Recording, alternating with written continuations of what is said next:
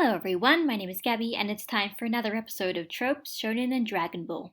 Our topic for this video, the rival. I don't believe this! Damn you, Kakarot! You always have to be at least one step ahead of me, don't you? You annoying bastard! Every time I close the gap, you push away! From this point onwards, things are going to be a little different. We've started getting to the point where we'll be discussing tropes that Dragon Ball didn't necessarily create or even popularize. The rival is one of those instances. So, what is the rival? The rival is a recurring antagonist who challenges the heroes in some way. They're not necessarily evil, but they do have a habit of sticking around to fight the heroes whenever possible. They may have a common goal, or they may have different perspectives that inevitably bring them into conflict with the heroes. Because what distinguishes a rival from another antagonist is the fact that the rival comes back. And when they come back, it's usually for the sole purpose of challenging the heroes again. The rival is one of those tropes that gets its inspiration from real-life examples. There's something inherently human about self-improvement and getting what you want. A rivalry is an essentially villainous version of the constant struggle for achieving your goals. It takes the obstacle that you want to overcome, and it makes that obstacle the main character of the story. This makes the rival struggles very easy to relate to and appreciate, which probably explains why they become such popular characters. It's also a very useful character archetype for a writer. A true rival character's motivations generally revolve around one goal, and that role is what they are a rival against. Their motivations are a lot more narrow-focused, and this can make it a lot easier to determine what their actions are. What the rival does in the story can easily be justified by explaining that this will help them achieve that goal. As a result, a rival character can be allowed to contribute to the plot in many ways, both positively and negatively, in a way a strict hero would never be allowed to. There are many examples of the rival, but they can mostly be divided into two categories: friendly rivals and antagonistic rivals. Friendly rivals are those who still consider the hero their friend. While they may want to beat them or at least get close to the hero's level of competence, they'd never wish harm on them, and no matter what, they'll stick on the hero's side when given the choice. Antagonistic rivals are those who see the hero solely as an obstacle to overcome. They don't necessarily like the hero or even appreciate them. They'll get in their way when it's inconvenient, fight on the opposing side when it suits them, and sometimes cause as many problems for the hero as they help solve. They'd be the kind of characters who, if given the opportunity, would hurt or even kill the hero if it so suited their desires. In terms of its use in Dragon Ball, there have been many characters who can be considered rivals to the main character Son Goku. There are several reasons as to why multiple rivals could be seen as appealing and useful to the story, and why they were used so often. First of all, the rivals are used to provide motivation for Goku to keep getting stronger and improving. Since the definition of the rival means that they will inevitably come back, and when they do, will likely be even stronger, it figures that Goku will have to get stronger as well to compete. It gives him a reason to not let his guard down and think that he can't possibly get any better. And second, they're used to facilitate interesting character dynamics and growth, in that you could argue that the rival characters were the backbone of the vast majority of character development in the series.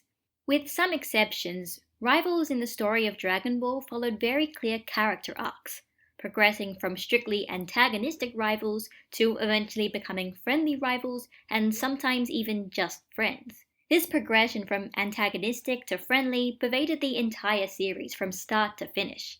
This was most likely unintentional, but it meant that the series can essentially be tracked by following the progression of all of Goku's rivals. The only possible example of a strict friendly rival in Dragon Ball is perhaps Krillin, introduced as a fellow student training under the Muten Roshi with Goku.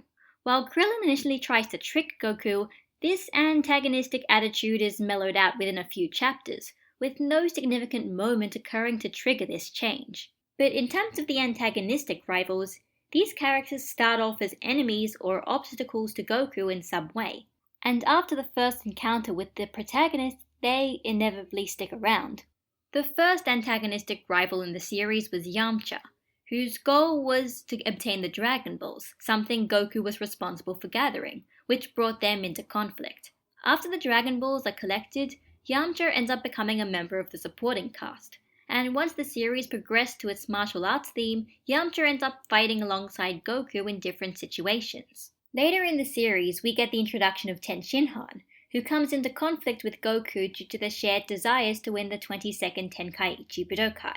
Tenshinhan is much more serious about winning, and is often cruel and sadistic in his desire to be the best. But immediately after Tenshinhan's win against Goku in the tournament, the events of the next arc, where demons are attempting to take over the world, causes him to rethink these attitudes, and they were already shifting during the tournament itself. But Tenshinhan still shows up to the next tournament and has a friendly rematch against Goku, showing off that he still wants to prove that he is stronger. Spoilers, it doesn't go as well for him. For in that tournament, Goku obtains a new rival in the form of Ma Jr., or Piccolo. Piccolo has a much closer personal connection to Goku, being the son of a villain that Goku killed. He comes into conflict with Goku as he wants to defeat and kill him to avenge his father's death. But after Piccolo loses to him, Goku spares Piccolo's life partially because he wants a new rival. Goku's aware of how much of a good motivation a rival can be, so he keeps Piccolo alive for that reason. Once Dragon Ball started focusing much more intensely on characters' powers, the rivals were often used as a measuring stick for Goku's progression. A rival character may have been close to Goku's level in their initial encounter, only for Goku to prove in one way or another that they had completely outclassed them in strength. Yamcha is beaten by Goku the moment they fight with Goku on a full stomach. Tenshinhan is proven useless against a minion of Piccolo's that Goku kills in one hit. And Piccolo dies against the seemingly invincible Nappa, only for Goku to utterly dominate him later on. Due to the ever-increasing power scale of the series, once a rival character became outclassed, they would often never be able to catch up again. Instead of having them find a way to become stronger and compete with Goku, once a rival became friendly, Goku would just simply obtain a new antagonistic rival who was stronger from the start, at least until the Z era of Dragon Ball. The end of the Saiyan arc introduces another villain who would become the newest rival to Goku, Vegeta, the high-class Saiyan warrior and later revealed to be the prince. After his first defeat by Goku and his friends, Vegeta then becomes a shaky ally to them against even stronger opponents later on.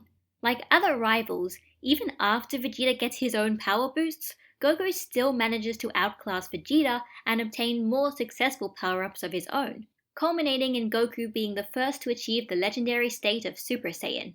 But by the next arc, things changed. And that was because, for the first time in the history of the story, Vegeta successfully caught up. A rival caught up. Vegeta also obtained the state of Super Saiyan, leaving Piccolo to comment that with that form, he was probably stronger than Goku. You could see this as a way of extending the rival's character arc. Up until that point, all rivals finished their character progression by acknowledging Goku as the stronger fighter. But by catching up, Vegeta didn't have to accept this. It allowed him to remain an antagonistic rival even after the long history he had obtained with the heroes. While Goku dies by the end of that arc, stripping Vegeta of his motivation, Vegeta relapses into antagonism yet again once Goku returns from the dead, allowing his body to be controlled by the evil wizard Bobbidi in exchange for more power. And once again, this power allows him to catch up to Goku's strength, something that Goku tells us during their battle. It isn't until the final battle of the entire story that, watching Goku fight with all he has against the purely evil Majin Buu, Vegeta fully accepts that Goku is stronger and better than him, thus having the final rival to Goku accept who is superior and ending Vegeta's character arc for good. At least until the rewritten Kanzenban ending in 2004, in which he claims he still wants to surpass him. Sometimes I feel sorry for Vegeta. Ever since then, his character arc has never been allowed to end with finality, but that's a story for another time. And that was how the rival was used in the story of Dragon Ball. In terms of its use outside Dragon Ball, I have to reiterate that the rival was a trope popular long before Dragon Ball ever used it. Fist of the North Star, Saint Seiya, and other predecessors to Dragon Ball featured rival characters, and the archetype was always present in other forms of media like books and movies. Even in just the shonen genre, the rival trope has been explored and developed in much greater detail, to the point that more contemporary shonen rivals are almost unrecognizable to how they were used in Dragon Ball. While Hiei from Yu Yu Hakusho has so many superficial similarities to Vegeta I find it impossible to ignore, the archetypical shonen rival nowadays is probably Sasuke Uchiha from Naruto. Sasuke's progression from antagonistic rival to friendly rival and back again a few times takes the entire series to resolve, and this ends up becoming one of the central narratives weaving together the story, with his fights against the protagonist Naruto marking the end of the story's two major sections. The difference between Naruto and Dragon Ball is, in Naruto there is one major rival, and that rival is just as much of a driving point of the series as the hero is. The rivalry between the main hero and the rival is what holds up the entire story. And while someone like Vegeta's influence in Dragon Ball cannot be denied, his rivalry to Goku is not what solely holds up the original story, despite what some later material may try to tell you. Vegeta is incredibly important, but you could still remove him from the story and keep an overall consistent narrative, something you can't exactly do with a character like Sasuke. And that brings our discussion of rivals to a close. So now, in broad strokes, we've covered Goku in Idiot Hero, and all characters who could be considered a rival to Goku. But there's a few more characters in this story that can't be classified within those two tropes. Next time, we'll be talking about one of them. One who I'm pretty excited to talk about, and I think you've probably figured out who it is. In the next episode of Tropes, Shonen and Dragon Ball, we cover Beware the Nice Ones. See you then!